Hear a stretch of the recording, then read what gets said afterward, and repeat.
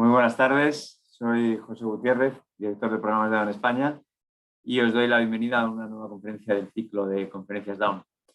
En la tarde de hoy tenemos una nueva sesión de nuestro programa Aula Jurídica que Down España desarrolla en colaboración con la Fundación Equitas, la Fundación del Consejo General del Notariado, que trabaja por la protección jurídica de las personas con discapacidad y de otros colectivos vulnerables.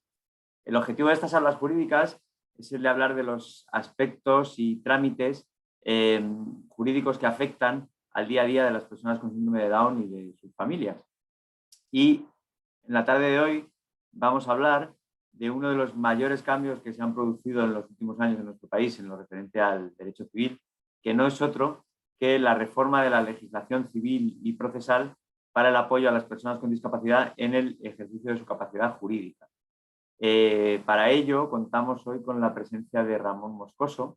Ramón es notario en Motril y delegado de la Fundación Equitas en Andalucía. Es padre de una niña con síndrome de Down y ha sido director de varios ciclos de conferencias de la Fundación relacionados con la discapacidad y en colaboración con multitud de asociaciones del sector de la discapacidad. Antes de darle paso y de agradecerle su presencia hoy aquí con nosotros, quería recordaros la dinámica de la conferencia. Como siempre, dos bloques. El primer bloque en el que Ramón va a hacer pues, su exposición para contarnos algunas de las claves de esa reforma. Y luego, pues como siempre, los últimos 15 minutos dedicados a vuestras preguntas que yo le iré trasladando y que podéis hacer utilizando el icono que hay debajo de vuestras pantallas, que veis ahí los bocadillos que pone preguntas y respuestas. Como siempre, la conferencia se está grabando y a partir de mañana pues, estará a vuestra disposición en todas nuestras redes sociales. Así que sin más, le doy las buenas tardes a Ramón.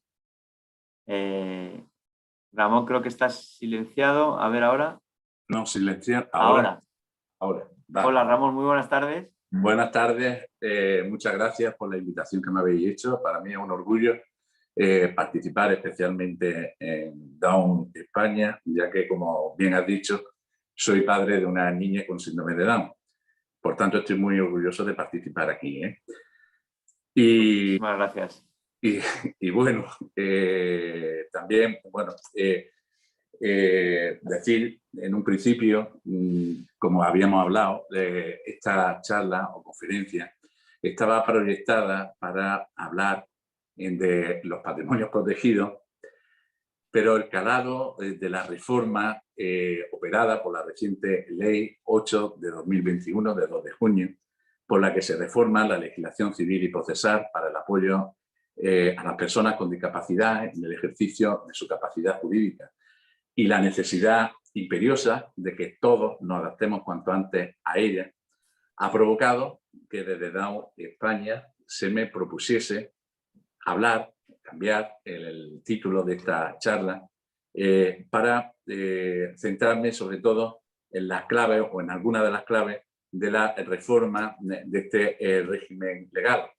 Lo que he aceptado muy gustosamente, aunque también tengo que decir que con cierto temor, ya que la ley es tan reciente que seguramente no hayamos podido descubrir toda la problemática que puede plantear, y además quizás algunas de sus normas admitan interpretaciones distintas y quizás más convincentes que las que yo he podido en principio entender, razón por la cual si esto ocurriese tengo que pedir disculpas de antemano.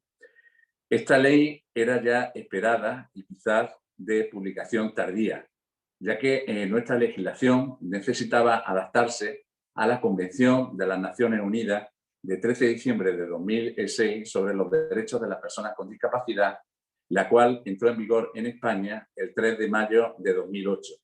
Y aunque se ha defendido que la legislación española podría interpretarse adaptándola a las prescripciones de la Convención, la práctica jurídica ha demostrado que al menos no siempre ha sido así. Con esta ley de reforma que entra en vigor el 3 de septiembre de 2021, sí que puede decirse que nuestra legislación está adaptada a esta convención y supone un cambio radical de orientación en el tratamiento legal de las personas con discapacidad. Con la legislación ahora vigente se parte de que la protección de las personas con discapacidad se realiza con su incapacitación o modificación judicial de su capacidad, lo que impide el ejercicio de la capacidad jurídica en la gran mayoría de supuestos. Se considera que las personas con discapacidad puedan ser titulares de derechos, incluso también de obligaciones, pero no pueden ejercitarlos. Y no pueden ejercitar sus derechos porque se considera que ello puede ser contrario a sus propios intereses. Esto es, existe siempre el temor social de que si una persona con discapacidad ejercita su capacidad, permitiéndosele, por ejemplo, comprar, ir al banco, ejercitar cualquier derecho en la administración pública, etcétera, puede ir en contra de sus propios intereses. Y además se dice que estas personas son siempre susceptibles de ser manipuladas y de ejercerse sobre ellas influencia indebida, por lo que se ha considerado que la mejor forma de protegerla y de evitar abusos sobre ellas es negándole la posibilidad de realizar cualquier actuación jurídica y nombrándole un representante legal que hasta ahora ha sido normalmente o los padres con patria potestad prorrogada o rehabilitada o un tutor que le sustituyan en el ejercicio de su capacidad y pueda ejercitarla en nombre de ellos. Pero la Convención de las Naciones Unidas de 2006 nos dice que este sistema de entender la protección de las personas con discapacidad es contrario a la propia dignidad de las personas con discapacidad, ya que no solamente deben ser titulares de derechos, sino que también se les debe reconocer su capacidad de ejercicio. Se debe de procurar que la persona con discapacidad ejercite siempre su propia capacidad jurídica. Y si para eso es necesario prestarle una ayuda o un apoyo, esa ayuda o un apoyo se le debe siempre de dispensar. Es decir, que la mejor forma de proteger a las personas con discapacidad es mediante su integración social, fomentando su autonomía. Y uno de los aspectos esenciales de esa integración social es permitiéndole el ejercicio de sus propios derechos. Debe, en definitiva, procurarse que la persona con discapacidad pueda comprar, vender, disponer de sus bienes o dinero, ejercitar sus derechos en la administración pública, etcétera, respetando siempre su derecho a la toma de sus propias decisiones como cuestión de derechos humanos y proporcionándole siempre los apoyos o ayudas que precisen. Todos los operadores jurídicos que tengan que relacionarse con las personas con discapacidad al ejercitar su capacidad jurídica, como pueden ser abogados, notarios, fiscales o funcionarios de la administración, deben de utilizar un lenguaje claro, sencillo y accesible, teniendo en cuenta sus características personales y sus necesidades, y utilizando medios tales como el de la lectura fácil. Es decir, que debemos, me incluyo yo aquí también como notario, facilitar de este modo que las personas con discapacidad ejerciten su propia capacidad jurídica. Pero ante la posibilidad de que una persona con discapacidad pueda realizar cualquier acto jurídico, como comprar, disponer de sus bienes, pueden producirse tres situaciones distintas. Una, que la persona con la que se deba de relacionar, la persona con discapacidad, la entienda perfectamente y no haya duda objetiva de que tiene una voluntad real o inequívoca de ejercer su capacidad tal y como la manifiesta, en cuyo caso podrá la persona con discapacidad ejercitar su capacidad jurídica por sí sola. Puede ocurrir también que no se pueda entender bien a la persona con discapacidad o que se pueda contemplar que necesita alguna ayuda o algún apoyo en ese ejercicio de la capacidad en el acto concreto que se quiera realizar. En ese caso, esa ayuda o apoyo se le debe dar. Y por último, puede ocurrir que la intensidad de la discapacidad sea tal que ni siquiera con apoyo o con ayuda se pueda descubrir cuál puede ser la voluntad real de la persona con discapacidad en caso de que se pretenda realizar un acto que le pueda afectar, como por ejemplo vender un bien inmueble o realizar cualquier acto de naturaleza personal o patrimonial. Es decir, que existan dudas muy fundadas sobre la posibilidad de entender la trascendencia del acto que se pretende realizar. Y en estos casos, solamente en estos casos, es cuando se debe nombrar a la persona con discapacidad un representante legal para que ejercite la capacidad jurídica en su nombre solo en los actos concretos en que no se pueda descubrir su voluntad. Pero estos casos deben ser siempre excepcionales, ya que deben de agotarse todas las posibilidades para que ellas mismas puedan ejercitar su propia capacidad jurídica antes de nombrársele un representante legal. ¿En qué situación se pueden encontrar las personas con síndrome de Down? Evidentemente se pueden encontrar en cualquiera de las 3 situaciones antedichas. Hay síndrome de Down, todos sabemos que son los menos, que para el ejercicio de su capacidad jurídica no van a necesitar ningún apoyo y, por tanto, podrán ejercitar su capacidad por sí solos. Habrá otros que probablemente puedan realizar numerosos actos jurídicos cotidianos, como comprar comestibles, subirse al autobús y sacar el billete correspondiente, incluso sacar algo de dinero de su tarjeta de crédito o de débito. Pero para realizar actos de más trascendencia o que se salgan de lo cotidiano, pueden necesitar un apoyo para la comprensión íntegra del acto y para que puedan expresar su voluntad inequívoca de realizar ese acto. En ese caso, ese apoyo se le debe de dar también. Y por último, habrá síndrome de Down que por sus circunstancias o por tener otras enfermedades, ni siquiera con apoyo puedan ejercitar su capacidad, al menos en los actos jurídicos de más trascendencia, como puede ser, por ejemplo, vender un bien inmueble o firmar una hipoteca. Y en este caso habrá que nombrársele un representante, pero esto último debe ser excepcional únicamente para los actos que ciertamente se sepa que no podrán ejercitarlos ni siquiera con apoyo. Por tanto, debe procurarse que la persona con discapacidad ejercite su capacidad jurídica y si ello es así, es evidente que debe de desaparecer el anterior procedimiento de incapacitación judicial, después llamado de modificación judicial de la capacidad de la persona. En cuanto que, en la mayoría de los supuestos, esos procedimientos a lo que han tendido es a que la persona no pueda ejercitar sus derechos. Y si ahora lo que se pretende es dar apoyo a la persona para que pueda ejercitar siempre su capacidad, el procedimiento debe pasar a denominarse de provisión de apoyo, que ahora se configura como un procedimiento o expediente de jurisdicción voluntaria, regido por la Ley de Jurisdicción Voluntaria, ya que en la provisión de apoyo a una persona no tiene que haber oposición, pues la propia persona con discapacidad y sus familiares más próximos pueden estar todos de acuerdo en considerar que va a necesitar apoyo para el ejercicio de su capacidad jurídica. Antes, el procedimiento de incapacitación siempre era contencioso. Es decir, teníamos que demandar a la persona con discapacidad para que se le pudiera nombrar un representante, que podría ser el tutor o los padres con patria potestad prorrogada o rehabilitada, lo cual podría ser absurdo si todos estaban de acuerdo en ello.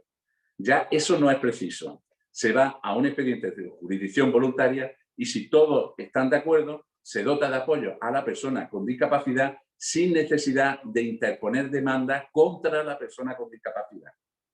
Pero ello no obsta también a que en el expediente o procedimiento pueda plantearse igualmente oposición por parte de cualquier persona legitimada, que puede ser la propia persona con discapacidad, que puede no estar de acuerdo en que vaya a necesitar apoyo para el ejercicio de su capacidad jurídica, puede ser también el cónyuge o familiares directos o también el Ministerio Fiscal. Si se plantea oposición, el expediente entonces se transforma en un procedimiento contencioso regido ya no por la ley de jurisdicción voluntaria, sino por la ley de enjuiciamiento civil.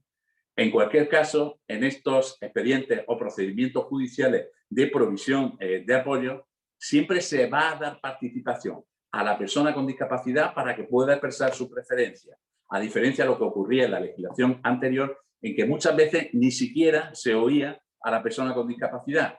También estos nuevos procedimientos se orientan hacia un sistema de colaboración interprofesional o de mesa redonda, dándose igualmente participación a los profesionales del ámbito social, sanitario y otros que puedan aconsejar la medida de apoyo que en cada caso concreto puede resultar más idónea.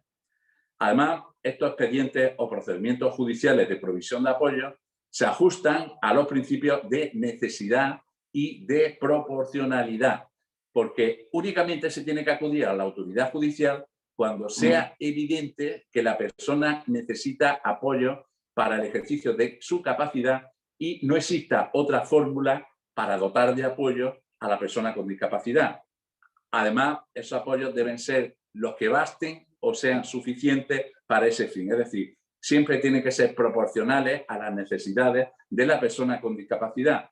Una persona con discapacidad puede tener, por ejemplo, el apoyo directo de un familiar u otra persona que cuide con ella. Es decir, puede tener el apoyo de un guardador de hechos, que se llama. Y es muy posible que no necesite nunca ningún apoyo adicional, en cuyo caso la autoridad judicial no tiene por qué intervenir.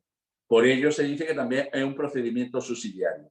Y también es subsidiario porque ahora, y esto es muy importante, se reconoce que la propia persona con discapacidad pueda regularse su propio sistema de provisión de apoyo en documento notarial, estableciendo sus propias medidas voluntarias de apoyo que se anteponen a las medidas judiciales. Cualquier persona, tenga o no la consideración de persona con discapacidad, puede prever que en un momento determinado va a tener dificultades para el ejercicio de su capacidad jurídica e incluso también puede prever que le va a ser imposible ejercitarla. En este caso, puede otorgar un documento notarial determinando quién debe prestarle apoyo y con qué alcance. Es decir, cómo deben ejercitarse las medidas de apoyo. Este documento, como digo, no solamente lo pueden otorgar las personas que no tengan la consideración de personas con discapacidad, sino que también lo pueden otorgar las que ya sean consideradas como tales cuando prevean que en el futuro van a tener mayores dificultades incluso para ejercitar su capacidad jurídica o incluso prevean que ya no la van a poder ejercitar.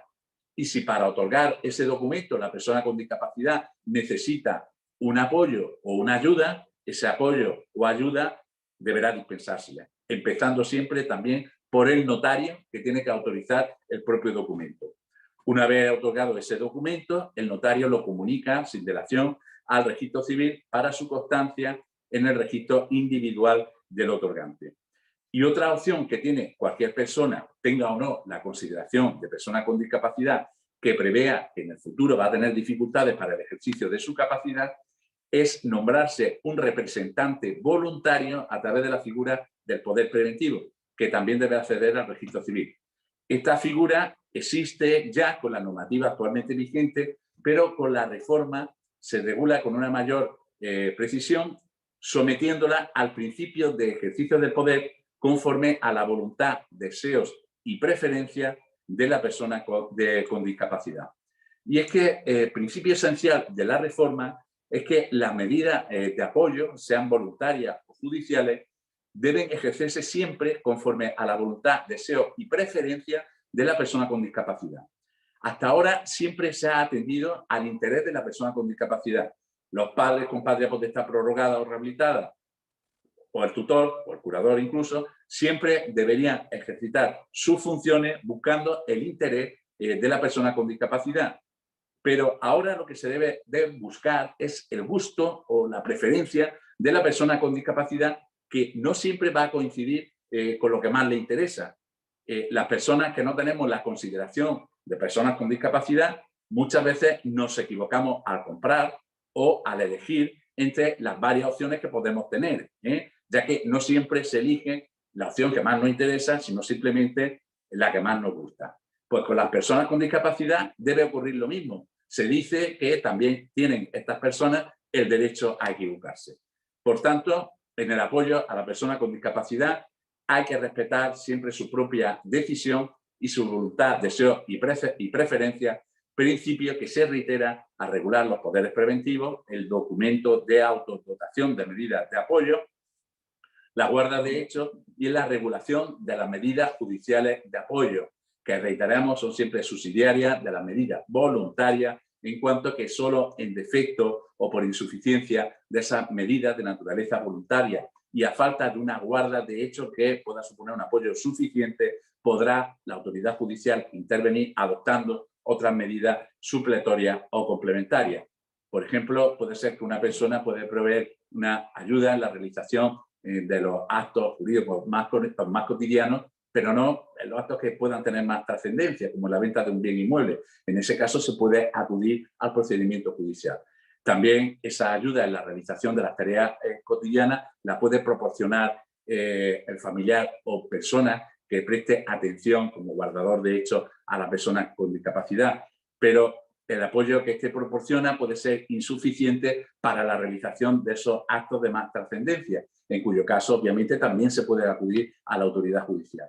En consecuencia, puede coexistir la medida de apoyo voluntaria con las judiciales y estas también son compatibles con el apoyo que puede proporcionar un guardador de hechos. Y también puede ocurrir que las medidas de apoyo voluntaria no se estén ejerciendo de forma correcta o no sean efectivas, en cuyo caso las personas allegadas a la persona con discapacidad pueden acudir a la autoridad judicial para que se pronuncie sobre la subsistencia de las mismas.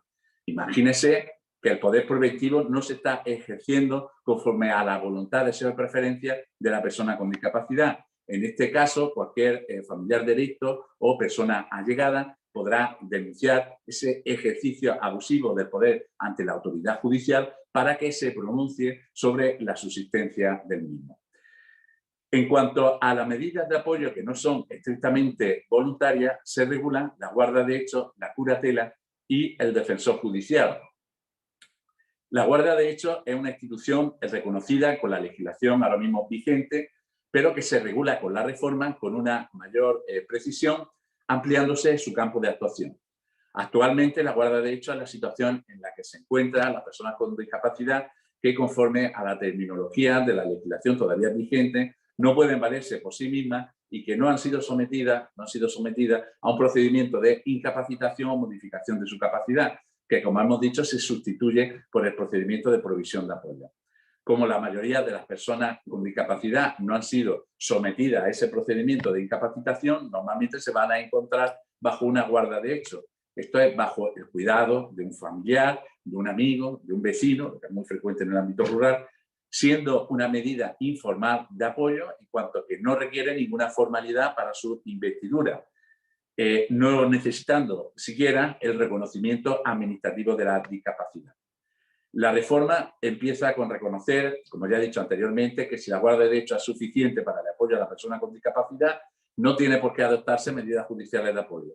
También se reconoce que la guarda de hechos puede subsistir con las medidas voluntarias judiciales de apoyo siempre que esas medidas no se estén aplicando eficazmente.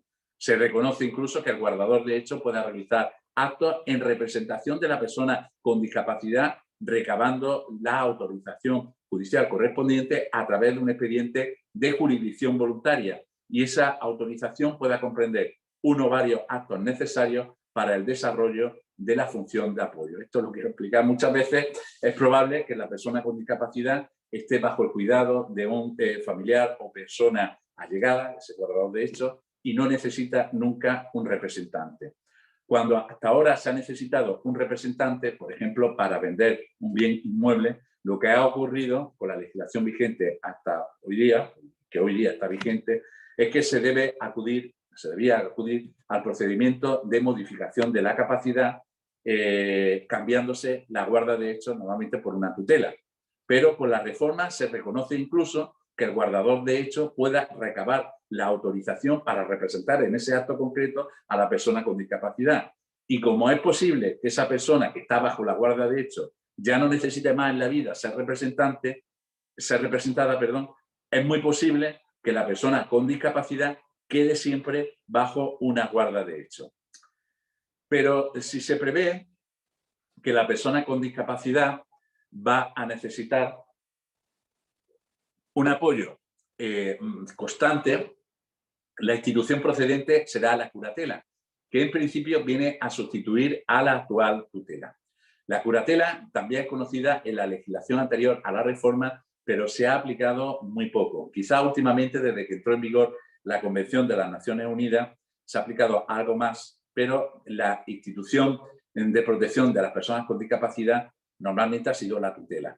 La curatela supone que la persona con discapacidad ejercita su propia capacidad jurídica con la ayuda o cuidado del curador, pero no sustituye como el tutor a la persona con discapacidad en el ejercicio de su capacidad jurídica. Se ha de garantizarse que la persona con discapacidad ejercite su propia capacidad siempre que exista la mínima posibilidad de ello, debe de desaparecer esa medida de sustitución en el ejercicio de la capacidad, que es la tutela, que ahora queda relegada a institución de protección y de representación de los menores que no estén bajo patria potestad. Desaparece también la patria potestad prorrogada o rehabilitada, también bastante importante, señalando la exposición de motivos de la ley a este respecto, y leo textualmente, que son figuras demasiado rígidas y poco adaptadas al sistema de promoción de la autonomía de las personas adultas con discapacidad que ahora se propone. En este sentido, dice la ley, conviene recordar que las nuevas concepciones sobre la autonomía de las personas con discapacidad ponen en duda que los progenitores sean siempre las personas más adecuadas para favorecer que el hijo adulto con discapacidad logre adquirir el mayor grado de independencia posible y se prepare para vivir en el futuro sin la presencia de sus progenitores, dada la previsible supervivencia del hijo. A lo que se añade que cuando los progenitores se hacen mayores, a veces esa patria potestad prorrogada o rehabilitada puede convertirse en una carga demasiado gravosa.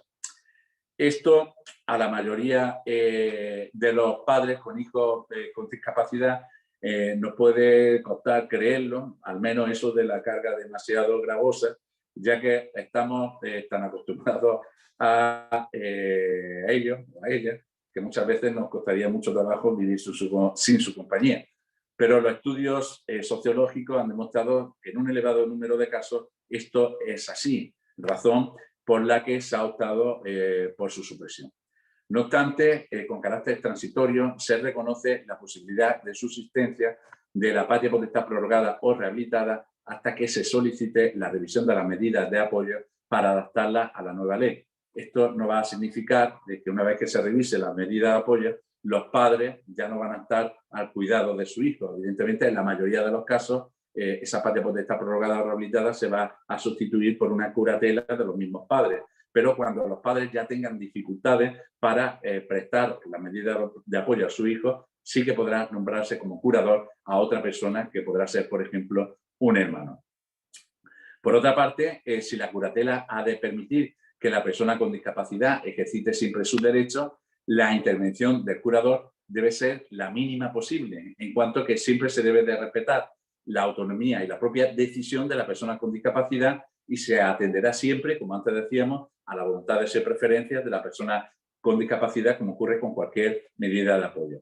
Por consiguiente, los actos en los que el curador debe prestar apoyo deberán fijarse en la resolución judicial de una manera precisa, atendiendo siempre a las concretas necesidades de apoyo e indicando, en su caso, aquellos en los que se debe de representar a la persona con discapacidad. Es decir, la resolución judicial podrá determinar la conveniencia que en determinados actos jurídicos la persona con discapacidad actúe a través de un representante legal que es el curador, ya no el tutor. Pero debe tenerse en cuenta que esa institución de la curatela representativa quiere la ley que sea una institución excepcional, establecida siempre en resolución judicial motivada, en la que se llegue a la conclusión que en los actos que específicamente se determinen, ni siquiera con apoyo, la persona con discapacidad va a poder actuar por sí misma en los actos que se señalen. En este caso, en el ejercicio de esas funciones de representación, se debe de tener en cuenta, dice la ley, la trayectoria vital de la persona con discapacidad, sus creencias y valores, así como los factores que ella hubiera tomado en consideración con el fin de tomar la decisión que habría adoptado la persona en caso de no requerir representación. Cuando el curador tenga funciones representativas, además necesitará autorización judicial para los mismos actos que actualmente el tutor o los padres con patria potestad prorrogada o rehabilitada la necesitan actualmente, como es para vender bienes inmuebles o muebles de extraordinario valor, renunciar derechos, aceptar sin beneficio inventar cualquier herencia, dar o tomar dinero a préstamos, etc. Por otra parte, también otra medida o institución de apoyo de origen judicial es la del defensor judicial, que, como sabrán, existe también en la legislación vigente, pero prácticamente ahora mismo está limitada a los supuestos en que existe colisión o conflictos de intereses entre los padres con patria potestad prorrogada o rehabilitada o tutor con la persona sujeta a patria potestad o tutela. Mientras que con la reforma se reconoce que se pueda nombrar un defensor judicial no solamente en esos supuestos de conflicto de intereses, sino también incluso cuando la persona con discapacidad necesite un apoyo ocasional o puntual, dice la ley, aunque sea recurrente. Es decir, que se tenga que recurrir varias veces a un apoyo ocasional. Por ejemplo, puede ocurrir para aportar cada año a una cooperativa la cosecha obtenida de la finca propiedad de la persona con discapacidad.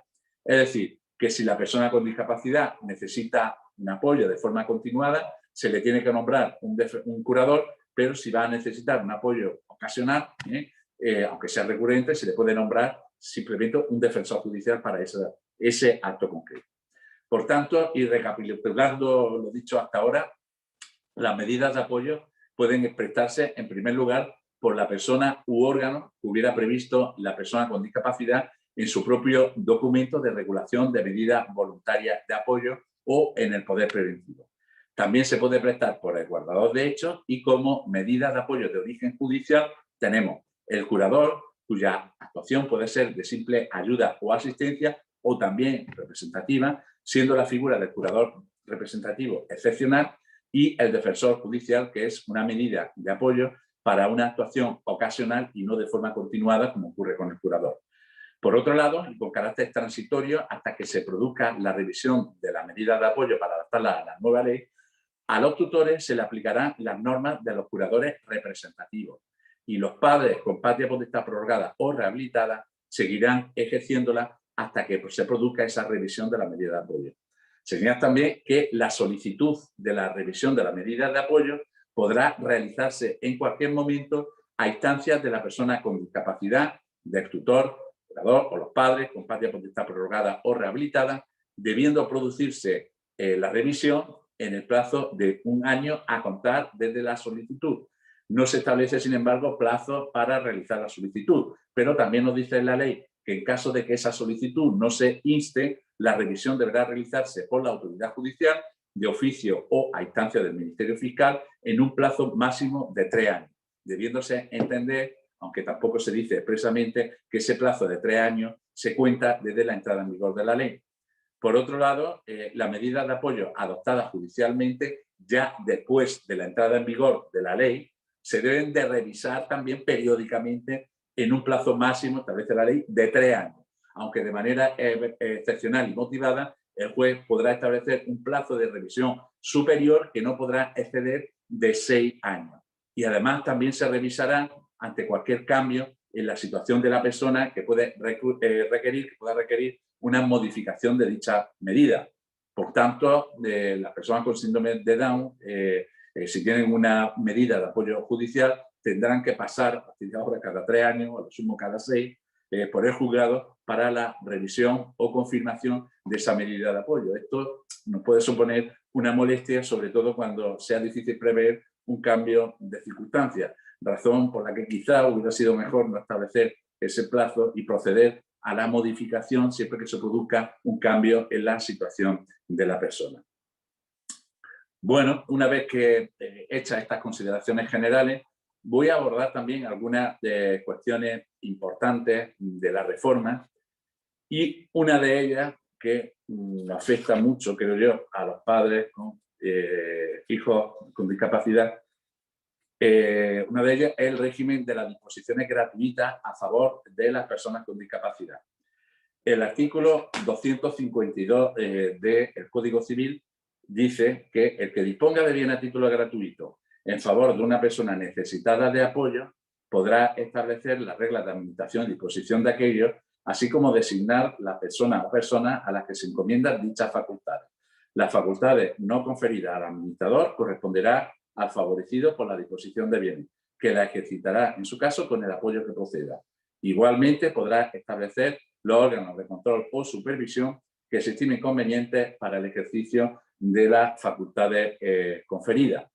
Para mí es una de las novedades más importantes de la reforma del Código Civil y creo que va a tener una gran aplicación práctica en cuanto que supone que la persona que dispone de bienes a favor de la persona con discapacidad a título gratuito puede establecer no solamente el régimen de administración de los bienes, sí que ya se permitía establecer ese régimen de administración, se permitía anteriormente, sino que ahora también se permite establecer el régimen de disposición de los mismos bienes donados o dejados en testamento. lo que sin duda va a tener especial incidencia práctica para los padres que donan bienes o disponen de bienes por testamento en favor de sus hijos con discapacidad. El presupuesto de esta norma es que exista una disposición gratuita a favor de una persona necesitada de apoyo.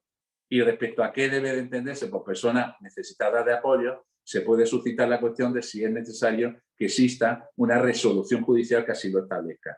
Creo que no va a ser necesario, que no es necesario, ya que casi siempre podrá saberse por las circunstancias concurrentes que la persona favorecida necesita apoyo para el ejercicio de la capacidad jurídica. Además, el hecho de que el disponente haya establecido un régimen especial de administración y disposición constituirá un claro indicio de que la persona beneficiaria necesitará apoyo para el ejercicio de su capacidad.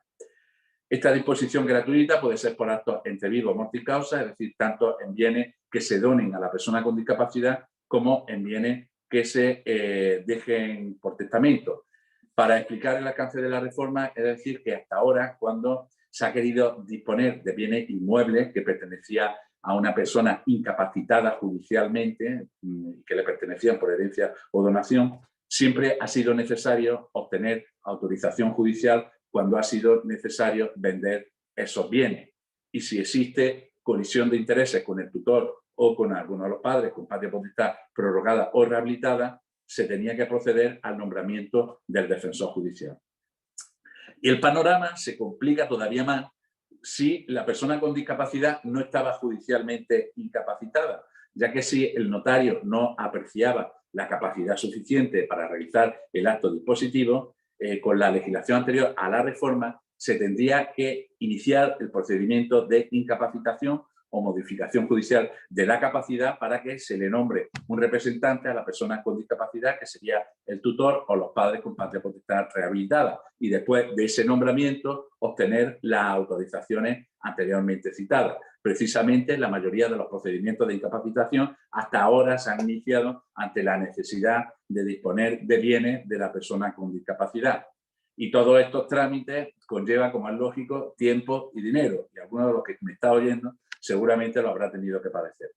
Después de la reforma, el artículo 287.2 del Código Civil sigue exigiendo autorización judicial para que el curador representativo pueda disponer de bienes inmuebles u otros de valor o de especial significado personal o familiar.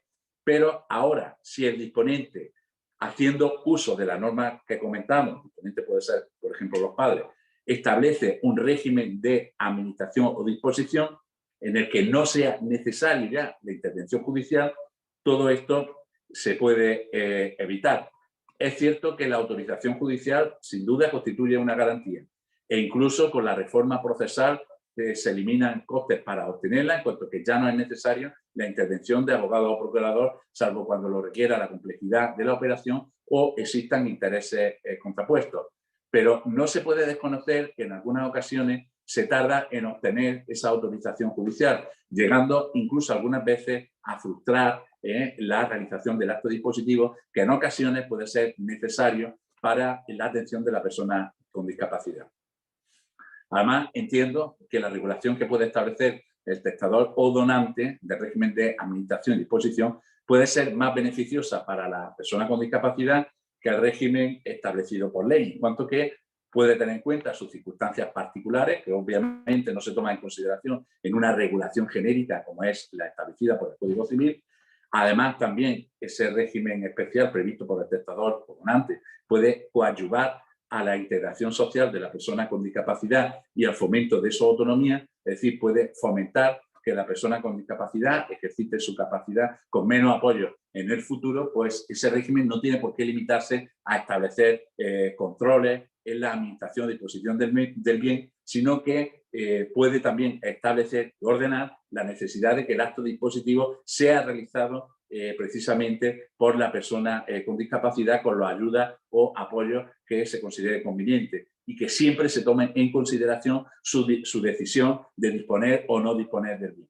Muchas veces el temor a que la persona con discapacidad realice el acto dispositivo, existe ese temor, que una persona realice acto dispositivo. ¿Por qué? Porque siempre existen posibilidades de impugnación. Cuando alguien con discapacidad venden un bien, puede ser que esa venta no le interese a algunos familiares de la persona con discapacidad y, por tanto, tiene amplias posibilidades de impugnación. Ahora bien, si el testador o donante exige que la decisión de realizar el acto dispositivo se realice necesariamente por la persona con discapacidad, las posibilidades de impugnación, por lo menos de que prospere, van a decaer necesariamente. Y además entiendo que las cautelas o salvaguardias que puede establecer testador o donante para evitar abusos o influencias indebidas pueden ser incluso más adecuadas que las judiciales, en cuanto que seguramente tendrán un conocimiento directo de las circunstancias personales y familiares y, por tanto, podrá saber mejor que nadie las premisas bajo las cuales deben realizarse el acto dispositivo. Evidentemente, si se trata de una donación, puede el donante reservarse la facultad de disponer del bien donado, porque eso está permitido con respecto a las donaciones que se realizan a cualquier persona. También el donante o testador puede ordenar en testamento o en la escritura de donación que la prestación de apoyo a la persona con discapacidad en la realización de ese acto dispositivo, de esa venta, por ejemplo, se haga por persona distinta a la que estuviera prestando apoyo, incluso cuando esa persona que presta apoyo venga determinada por resolución judicial en calidad de curador. Esto puede ser muy frecuente en las donaciones o en los bienes dejados en testamento por uno de los progenitores de la persona con discapacidad cuando estuviera separado o divorciado del otro progenitor, tal y como ocurre en la actualidad con los bienes donados, dejados en testamento a los hijos menores de edad, pues si los padres viven separados, es muy frecuente la cláusula de exclusión de la administración al progenitor distinto al donante o testador. Otra de las novedades importantes de la ley es la posibilidad de disponer de toda la herencia de una persona en beneficio de los hijos con discapacidad. Es decir, que se puede disponer incluso de la legítima extinta de los hermanos de la persona con discapacidad en beneficio de esta. Como saben, la herencia se divide en tres partes: una parte de libre disposición, en la que se puede dejar a cualquiera, por tanto no hay ningún problema en dejarla al hijo con discapacidad. Otra tercera parte se debe atribuir necesariamente a los hijos descendientes del testador, pero entre ellos se puede distribuir como se quiera y, por tanto, no hay ningún problema en atribuirla exclusivamente al hijo con discapacidad. Y luego está la tercera parte restante, que es legítima extinta, que se tiene que distribuir igualitariamente entre los hijos del testador. Pues bien, ahora se permite, con la reforma, que esa tercera parte se atribuye al hijo con discapacidad y, por tanto, ahora se podrá disponer de toda la herencia a favor del hijo con discapacidad. Y por último, quiero terminar mi intervención haciendo una referencia al patrimonio protegido, que, como decía al principio, era el tema para el que se me había propuesto en principio hablar. La principal novedad en el patrimonio protegido se produce en materia de su constitución. Con la ley vigente, hasta el próximo 3 de septiembre, se admite, en primer lugar, que se pueda constituir el patrimonio protegido por la propia persona con discapacidad si tuviera capacidad de obrar suficiente. Con la reforma ya no se exige expresamente que tenga capacidad de obrar suficiente, pero debe entenderse que ello es así porque también se puede constituir el patrimonio protegido por una persona con discapacidad que, aunque no pueda expresar su voluntad de forma clara e inequívoca por sí solo y por tanto no tenga capacidad suficiente por sí sola, probablemente sí pueda hacerlo con los apoyos o ayudas que precise, en cuyo caso también se debe de admitir su posibilidad de constituir el patrimonio protegido. En segundo lugar, antes de la reforma, se admitía la constitución del patrimonio protegido por los padres, tutores, curadores, incluso guardador de hecho de la persona con discapacidad. Ahora se suprime la referencia a los padres, tutores, curadores o guardadores y se sustituye por la expresión genérica de que pueden constituir el patrimonio protegido por quienes presten apoyo a las personas con discapacidad. Pero la supresión de la referencia a los padres, tutores o guardadores de las personas con discapacidad no significa que no lo puedan constituir. Evidentemente, si la persona con discapacidad es menor de edad, los padres, como titulares de la patria potestad, o los tutores, en su caso, podrían constituirlo en representación del menor bajo patria potestad o tutela. Y si la persona con discapacidad ya es mayor de edad, los padres también podrán constituirlo en caso de ser curadores o guardadores de hechos de la persona con discapacidad. El problema que podrá plantearse es si puede constituir patrimonio protegido por una persona que preste apoyo a la persona con discapacidad cuando esa prestación de apoyo sea esporádica y no constante, como puede ocurrir, por ejemplo, con el progenitor de la persona con discapacidad que no conviva habitualmente con ella, aunque sí la atienda ocasionalmente, lo que puede ser frecuente en casos de progenitores que no convivan entre sí. Parece que la ley no exige que el apoyo sea constante, por lo que a tal cuestión, en principio, entiendo que debe responderse en sentido afirmativo.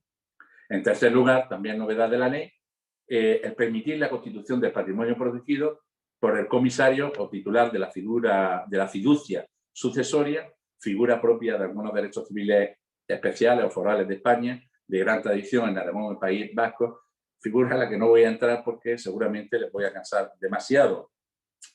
Decir también que el aportante de bienes a un patrimonio protegido ahora podrá establecer el régimen de administración y disposición de los bienes aportados al patrimonio protegido en los mismos términos que antes comentábamos con las donaciones a una persona con discapacidad. Y con esto termino y estoy a disposición de todas las preguntas que se me quieran formular. Muchas gracias por la atención que me hayan podido prestar. Pues muchas gracias, Ramón, por la exposición. Tenemos 10 minutillos. Nos preguntaban por el tema de los poderes preventivos, si sería posible que los profundizáramos un poquito más y poner algún ejemplo para las familias, algún ejemplo práctico. Un ejemplo práctico, vamos a ver. Puede ser que una persona, sea síndrome de Down o no sea síndrome de Down, en un principio pueda ejercer su capacidad para cualquier acto, ¿no? Pero le diagnostiquen una enfermedad en la que se prevea, por ejemplo, un Alzheimer, está en una iniciación, un estado de la enfermedad de Alzheimer, en la que pueda prever que en el futuro ya no va a poder ejercitar su capacidad, ¿vale? En ese caso puede acudir a la notaría, otorgar un poder, diciendo que si yo necesito vender un bien para atender a las necesidades que me puedan surgir en un futuro, ese bien me lo venda el representante que yo voy a nombrar, que será normalmente mi cónyuge o alguno de los hijos. ¿Qué conseguimos con esto? Pues conseguimos que no haya que acudir necesariamente a un expediente judicial de provisión de apoyo, ¿vale? Se puede hacer el poder preventivo con una mayor celeridad. En mi experiencia, el poder preventivo es una institución muy necesaria algunas veces. Muchas veces yo he asistido a gente, sobre todo ingresada en residencia, que no ha podido realizar la venta del bien precisamente porque no tenía el poder preventivo. Le ha surgido la posibilidad de vender su vivienda, por ejemplo, y no se ha podido realizar la venta porque el notario no tenía, le ha apreciado que no tenía posibilidad de comprender el acto que iba a realizar, la venta que estaba proyectada. Se le dice que tiene que acudir a ese procedimiento judicial, hasta ahora sí al procedimiento de incapacitación, y como esto ha tardado, el comprador se ha cansado y no ha llegado a comprar. Puede frustrar la venta que puede ser necesaria para atender a la propia persona con discapacidad. Yo he visto casos concretos de no poder pagar la residencia y ese acto era necesario, ese acto de venta era necesario para pagar la residencia. Creo que el ejemplo puede ser práctico, ¿no? Y puede ser suficiente. Sí, ha quedado muy claro. Nos preguntan también por la institución del defensor judicial. Nos preguntan quién la tiene que solicitar. Pues la puede solicitar la propia persona con discapacidad. Si tiene capacidad suficiente, puede solicitarla ella misma. También puede solicitarla cualquier familiar o persona allegada a la persona con discapacidad. el cónyuge o la pareja o cualquiera de los hijos, o el ascendiente, cualquier persona que tenga interés, interés, ¿no? que sepa realmente que necesita hacer el acto para lo cual es necesario la intervención de una persona que preste ese apoyo ocasional que puede prestar el defensor judicial. Nos preguntan por el papel que pueden cumplir las asociaciones, las asociaciones de familias.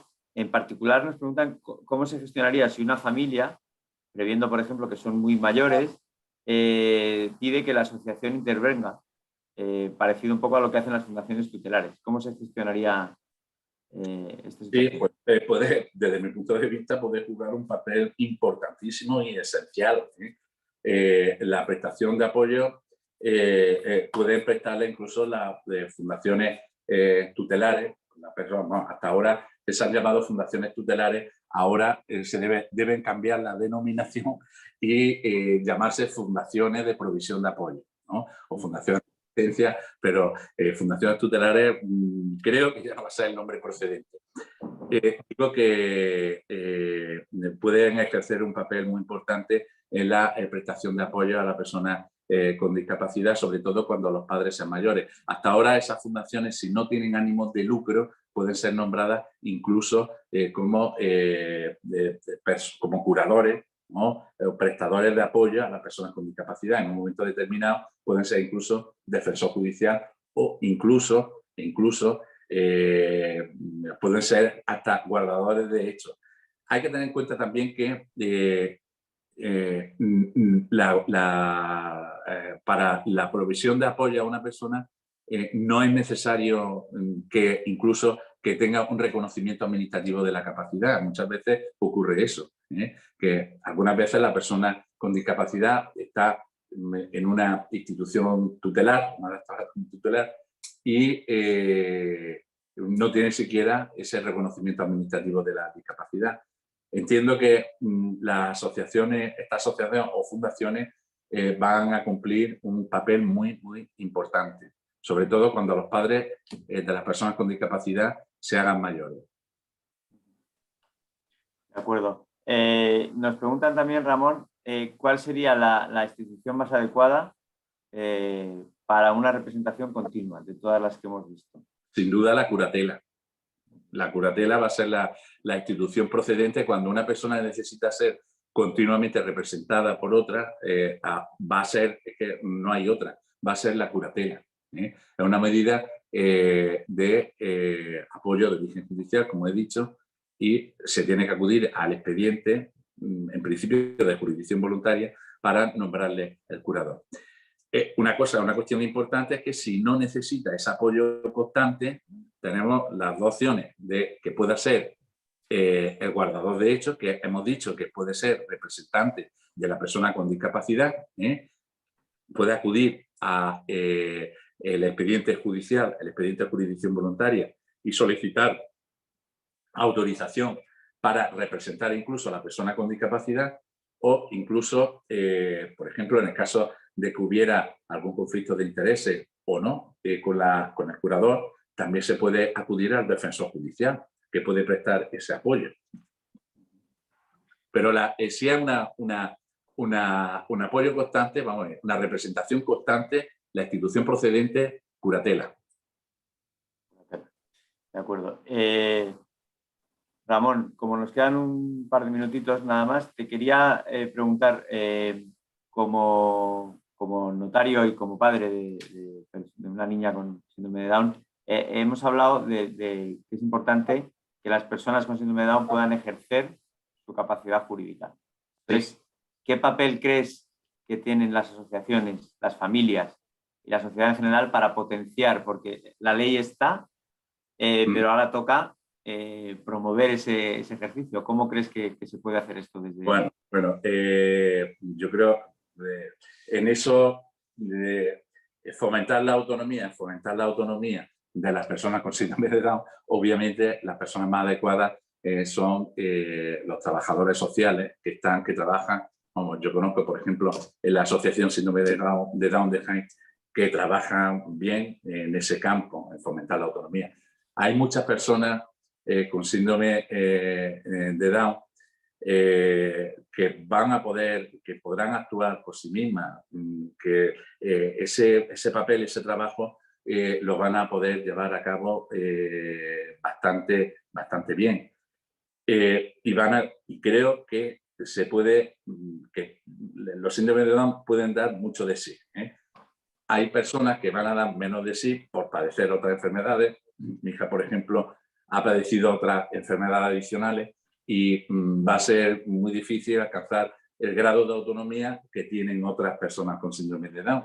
Pero yo creo que un síndrome de Down, en principio, puede dar mucho de sí. Yo he hablado mucho con personas con síndrome de Down. Hoy, por ejemplo, he autorizado un contrato, una escritura de venta en base a un poder preventivo que un compañero había hecho con una persona que había otorgado un síndrome de Down. Es decir, que hay personas síndrome de Down que van a poder actuar por sí solas. Y en la potenciación de su autonomía, yo creo que las asociaciones, sobre todo las especializadas, como son todas las asociaciones de síndrome de Down, van a desempeñar tienen un papel esencial que cumplir.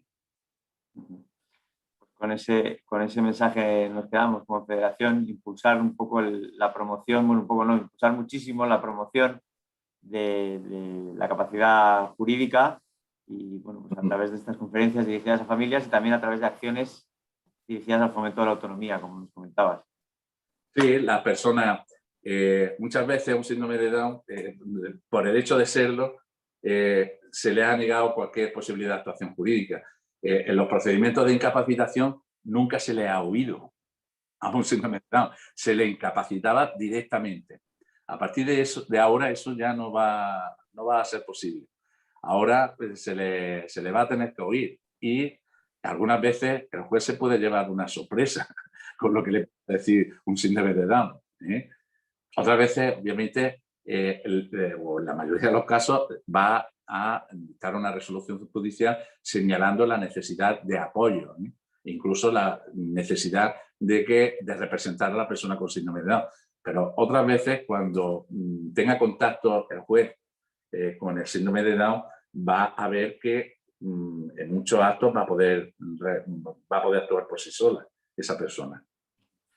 Como señalábamos al principio de la conferencia, un auténtico cambio en el derecho civil en nuestro país que esperemos que siga promoviendo la autonomía, en este caso jurídica, de las personas con síndrome de Down y de las personas con discapacidad.